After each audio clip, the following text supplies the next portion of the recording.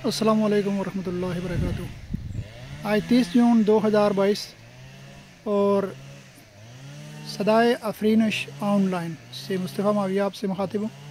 इस वक्त मैं मौजूद हूँ स्वीडन स्टॉकहोम के इलाके वर्मदू की झील स्ट्रोमा कैनाल से, और इस वक्त मैं आपको दिखा रहा हूँ इस इलाके का अंदरूनी मंज़र कि यहाँ पर जो महलों की ज़िंदगी है वो कैसी है और लोग यहाँ पर कैसे रहते हैं और गर्मियों में किस तरह की एक्टिविटीज़ होती हैं। ये आप देख सकते हैं सामने कि लोग घास की कटाई में मसरूफ़ हैं और हर तरफ आपको हरियाली और सब्ज़ा नज़र आ रहा है।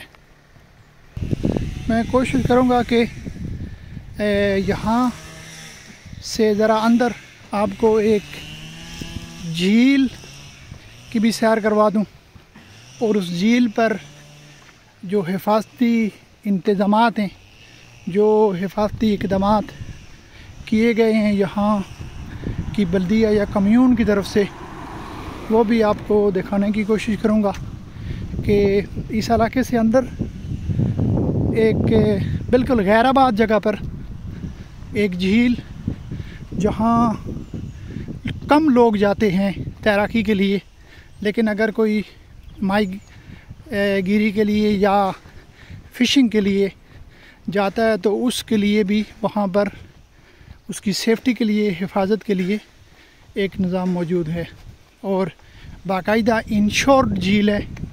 यानी यहाँ की जो इंश्योरेंस कंपनी है ट्रिग हंसा, उसकी तरफ से वो इंश्योर्ड है और वहाँ पहुँचने के बाद मैं वो चीज़ें आपको दिखाने की कोशिश करूँ।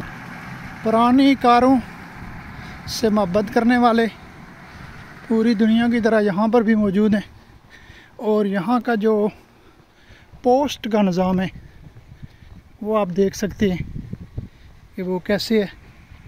आप देख सकते हैं कि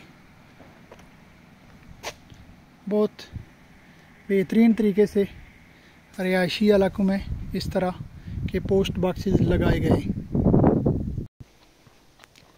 हर रिहायशी इलाके से कुछ फासले पर जंगलात इस तरह आपको नज़र आएंगे जो दर्जा हरारत को मुतदिल रखने और इस इलाके की ग्रीनरी और सब्ज़े में और ख़ूबसूरती, सब्ज़े का बायस और ख़ूबसूरती का बायस है। ये आप देख सकते हैं यहाँ का सब्ज़ा, दरख्त, किस तरह हर चीज़ सरसब्ज़ है।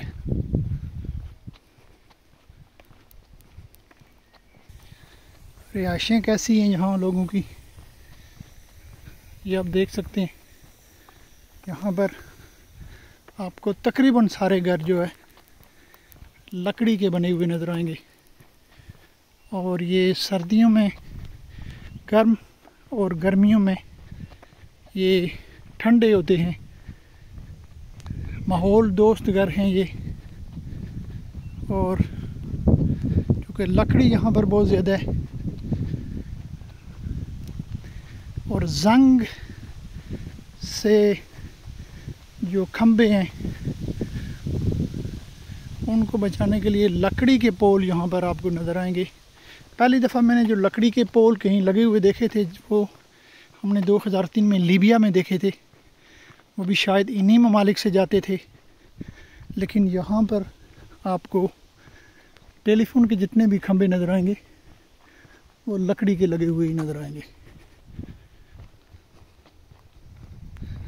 फूलों से लोगों को इश्क की हद तक यहाँ लगाव है। आप कहीं भी जाएं आपको फूल और सब्ज़ा ज़रूर नज़र आएगा।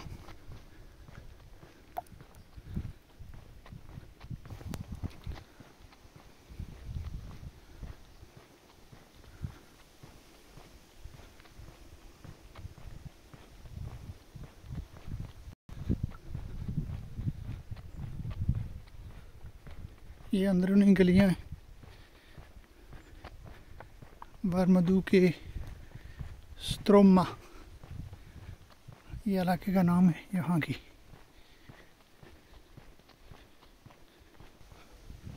घर ऐसे बनाए गए हैं जंगलात में।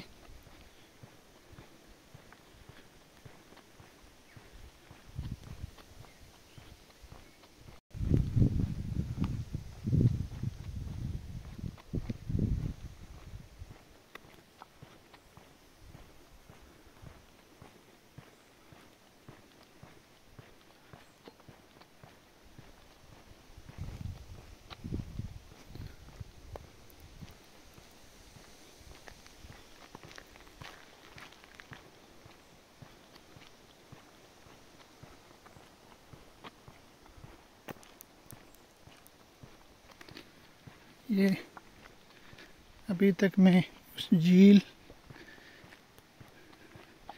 यहाँ के बारे में आपको बताना चाहता हूँ। वहाँ से कुछ फासले पर हूँ। कोशिश करूँगा कि एक ही वीडियो में उस झील को भी आपको दिखा सकूँ। और ये जो इस इलाके का अंदरूनी मंज़र है स्टॉकहोम के वर्मदू कम्यून के स्ट्रोमा कैनाल के इलाके का, ये भी मैं आपको दिखा सकूं। कोशिश है कि आप देख लें कि यहाँ घर कैसे बनाते हैं, आबो हवा कैसी है और यहाँ की नेचर कैसी है।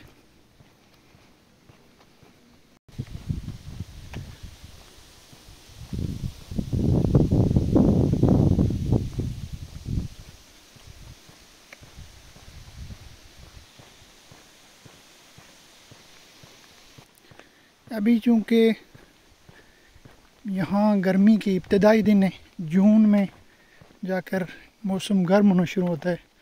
जुलाई और अगस्त में कदरे वो कंटिन्यू अगर रहे तो बेहतर हो जाता है मौसम।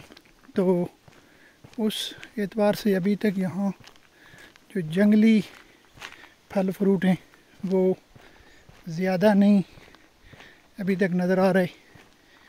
अलबत्ता ये है कि 1-2 माह के बाद यहाँ पर हर तरफ ब्लूबेरीज़ नज़र आएंगी, उसका फ्रूट, और लोग यहाँ से वो फ्रूट हासिल करते हैं। यहाँ एक कानून है कि आप पूरे मुल्क में कहीं भी किसी भी जगह से आप वहाँ वो मशरूम हों या किसी भी तरह का जंगली फ्रूट फल हो वो हासिल कर सकते हैं। वो सब के हुकूक का एक कानून है। उस एतबार से आप किसी भी जगह से आप फ्रूट हासिल कर सकते हैं। ये मैं पहुंच गया हूँ अभी उस इलाके में जहाँ से मैंने ये अंदर जाना है। यहाँ से आगे झील है, ये आप देख सकते हैं कि जी बियाबान जंगल में भी ये मौजूद है। यहाँ पर आप ये देख सकते हैं साइन मौजूद हैं। सो यहाँ अभी मैं जंगल में दाखिल हो गया हूँ। ये जंगल का अंदरूनी मंज़र है। ये इस वक्त हम तकरीबन 40 किलोमीटर 35 से 40 किलोमीटर कैपिटल जो है स्वीडन का उससे अंदर की तरफ है। और इस कम्यून का नाम है वर्मदू गुस्ताफसबरी। और ये वर्मदू का अगला इलाका है स्ट्रोमा। यहाँ आप देख सकते हैं कि जंगलात के अंदर आपको हर दरख्त जो है वो साइन हुआ मार्क किया हुआ मिलेगा। ये ब्लूबेरीज़ के पौधे आप देख सकते हैं। ये तकरीबन पूरा स्वीडन ब्लूबेरीज़ के पौधों से ये जंगलात अटे उभरे हुए हैं। और गर्मियों में यहाँ बहुत ज़्यादा ब्लूबेरीज़ होती हैं। ये मैं उस झील पर पहुँचने वाला हूँ और ये झील का इब्तदाई हिस्सा है। मैं सेंटर में पहुंचकर आपको इस झील पर आने वालों के लिए जो हिफाजती इक़दाम किए गए हैं ये झील भी इंश्योर्ड है, यानी अगर यहाँ पर आपके साथ, अगर इंसान के साथ कोई हादसा पेश आता है तो उसके लिए पहले से मौजूद है एक निज़ाम। इंसानी समाज कैसे होते हैं और रियासत वहाँ होती है, अगर उस बात को समझना हो तो आप किसी ऐसे मुल्क का विज़िट कीजिए, क़वानीन को पढ़िए, फिर आपको पता चलेगा कि इंसानी समाज और इंसानी हुकूक और इंसानों के लिए बनाए गए उनकी भलाई के लिए ज़ाब्ते कैसे होते हैं। ये इलाका आप देख सकते हैं, सारा जंगल और इसके अंदर ये झील है। अपने तौर पर लोगों ने इसके अंदर ये कुर्सियाँ और बेंच रख दी है, किश्तियाँ छोटी छोटी आप देख सकते हैं। ये छोटी सी झील है, इस इलाके की खूबसूरती में भी इजाफ़ा करती है और बहुत सेहतमंद मछलियाँ यहाँ से जो लोग आकर पकड़ते हैं वो उनके लिए ये बड़ा बेहतरीन आप कह सकती हैं कि मकाम है, कह सकते हैं कि ये बेहतरीन मकाम है उनके लिए।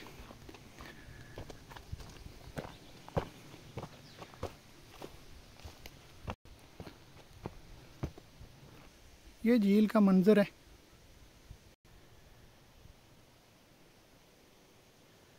ये झील का आसपास और झील के चारों तरफ चीड़ और दियार के दरख्त और जंगल में ब्लूबेरीज के पौधे।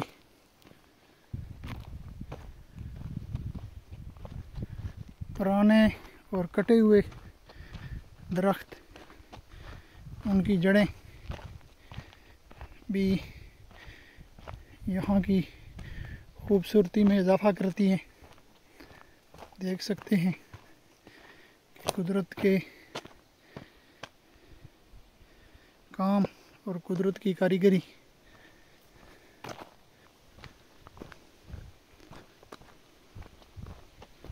मैं कोशिश करता हूँ कि जो ज़्यादा खूबसूरत मंज़र हैं उन्हें वीडियो में लिया जाए, और वीडियो की तवालत से बचने के लिए मैं पूरे इलाके की वीडियो नहीं बना रहा हूँ, बल्कि मखसूस मकामात की, ताकि जो अहम चीज़ें हैं वो आपको दिखा सकूं और वीडियो ज़्यादा तवील भी ना हो।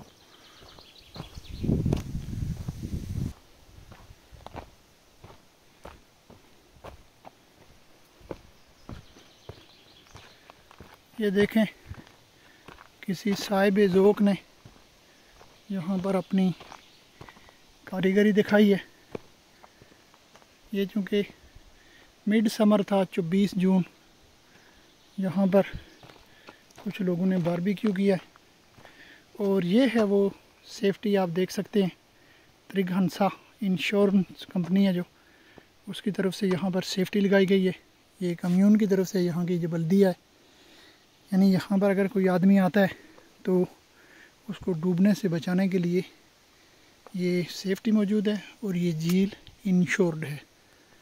ये चीज़ें देखने के बाद दिखाने का मकसद ये होता है कि हमारे समाज में भी अगर ऐसा शऊर आ जाए और अगर हमें पता हो कि हमारे फ़राइज़ और हमारे हुकूक क्या हैं, तो शायद हम अपने फ़राइज़ अदा करने और हुकाम से अपने हुकूक लेने से मुतल्लिक ज़्यादा बेहतर तरीके से बात करने के काबिल हो सकें। ये देख सकते हैं आप, पौधे जो हैं, दरख्त जो हैं, उन्हें बाकायदा मार्क किया गया है। यहाँ पर क्योंकि तसव्वुर कम ही मौजूद है कि जंगलात की कटाई और टिम्बर माफिया का यहाँ पर कोई वजूद नहीं है। हमारे यहाँ तो ये है कि चंद हज़ार रुपए में नेचर को तबाह करने का लाइसेंस मिल जाता है। एक माफिया ने माफिया पैदा किया हुआ है, और वो माफिया जो नेचर को तबाह करके पैसे कमाता है, वो इलेक्शन के मौका पर वही पैसा लगाकर अपने कैंडिडेट को जितवाता है, और कैंडिडेट जीतने के बाद माफिया के तहफ़्फ़ुज़ के लिए ऐसे कवानीन मुतारफ़ करवाता है कि आम आदमी को ख़बर नहीं होती, और माफिया मज़ीद मजबूत होता चला जाता है। आज़ाद कश्मीर की हद तक अगर बात करें तो आज से 50 साल 40 साल पहले तक जंगलात वाफर तादाद में मौजूद थे, मौसम बहुत अच्छे थे, बर्फ़बारी हुआ करती थी, चश्मे फूटते थे, और सर्दियों में सर्द और गर्मियों में भी मोतदिल मौसम रहता था। लेकिन वहाँ लोगों को शरीयत के नाम पर, अलहाक और दो कौमी नज़रिया के नाम पर और अकाबर प्रस्ती के नाम पर ठगा गया, और ऐसे लोग मुसल्लत रहे रियासत पर कि जिन्होंने कौम की भलाई के लिए शायद ही कोई काम किया हो। अलबत्ता उन्हें बाहर के मुल्कों के किस्से और उनके बारे में किसी ने कभी क्या कहा था, वो कहानियाँ सुनाई जाती रही हैं। पूरे आज़ाद कश्मीर में कोई एक इलाका ऐसा मौजूद नहीं है जो मॉडल एरिया हो, जहाँ पूरी मनसूबाबंदी के साथ कोई शहर बनाया गया हो और या बसाया गया हो, या आइंदा भी कोई उसके आसार मौजूद हों। ये भी अभी तक दूर दूर तक नज़र नहीं आता। ये स्कैंडिनेविया के मुल्क स्वीडन का जंगल है। जंगल भी लावारिस नहीं है, बल्कि यहाँ पर आप देख सकते हैं कि दरख्तों को बाकायदा मार्क किया गया है, यानी ये लावारिस दरख्त नहीं है। इनकी हिफाजत का निज़ाम यहाँ पर मौजूद है, और यहाँ आने वालों की हिफाजत के लिए भी निज़ाम और उनकी सेफ्टी के लिए झील को फुल इंश्योर किया गया है।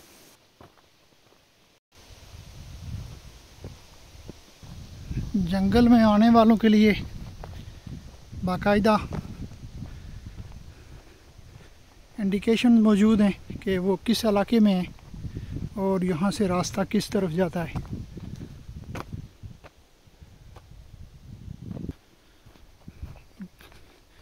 अभी 1-2 माह के बाद यहाँ पर बहुत ज़्यादा मशरूम वो उगेंगी, और बड़ी तादाद में लोग यहाँ जंगलों का रुख करेंगे। जो मशरूम ये सिर्फ़ लोग बतौर सब्ज़ी या ग़िज़ा के तौर पर हासिल नहीं करते, बल्कि ये एक मशगला भी है कि अपने आप को नेचर से जोड़ कर रखने का, और एक आउटडोर एक्टिविटी के तौर पर इसे लिया जाता है।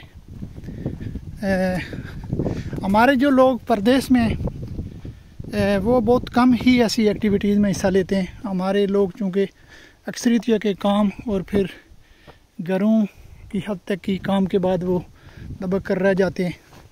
अगर हम कोशिश करें कि जहाँ पर हम मौजूद हैं, ज़िंदगी को लम्हा मौजूद में अगर हम जीने का हुनर सीख लें, तो आदमी ज़िंदगी बड़ी बेहतर जी सकता है। ये चूँकि मोहब्बत करने वाले पूरी दुनिया में अलामात और निशानात छोड़ जाते हैं, यहाँ पर भी ऐसे ही हुआ है। देख सकते हैं आप, ये झील का दरमियानी हिस्सा है। किश्ती भी मौजूद है, देख सकते हैं आप। यहाँ चूँकि सर्दियाँ बहुत लंबी होती हैं, रातें बहुत लंबी और काली होती हैं, और गर्मियों में रोशन रातें और बहुत लंबे दिन होते हैं। 22-23 घंटे का दिन होता है। नॉर्थ की तरफ अगर चले जाएं तो दिन ख़त्म नहीं होता, फिर सूरज चलो हो जाता है। तो अभी मैं यहाँ बैठूँगा, चाय मैं अपने साथ लाया हूँ, पानी भी, और कुछ लम्हे अपने साथ बैठूँगा नेचर के साथ। अगर आप मुराकबे का शौक़ रखते हैं, अगर आप मेडिटेशन करते हैं, अगर आप गौर व फिक्र करते हैं, तो ऐसी जगहों पर बैठकर गुज़रे चंद लम्हों में आप अपने साथ वक़्त गुज़ार कर कायनात पर और कायनात के खालिक की तख्लीक पर गौर करके इंसानियत के लिए और मखलूक के लिए बेहतर सोच पा सकते हैं। जीते रहें, सलामत रहें, मोहब्बतें बांटते रहें। इंशाअल्लाह किसी और मुकाम से किसी नई वीडियो और नई मालूमात के साथ फिर हाज़िर होऊंगा। फ़ी अमानिल्लाह। अस्सलामु अलैकुम व रहमतुल्लाहि व बरकातहू।